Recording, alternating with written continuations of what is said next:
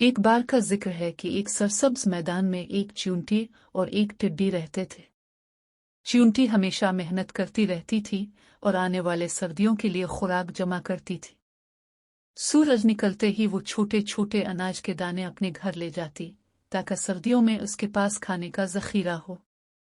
दूसरी तरफ टिड्डी दिन भर खेलती, गाने गाती और धूप का मजा लेती। तुम इतनी मेहनत क्यों कर रही हो?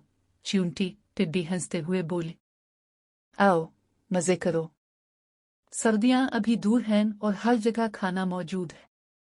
चींटी ने जवाब दिया, मैं सर्दियों की तैयारी कर रही हूँ।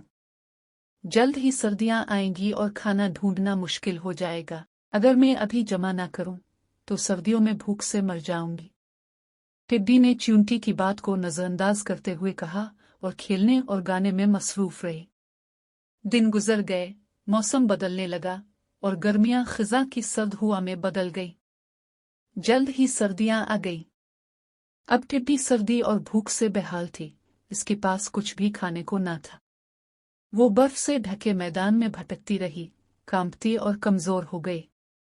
जब वो चींटी के घर पहुंची तो दरवाजा खटखटाते हुए खाने और पनाह की दरख्वास्त की।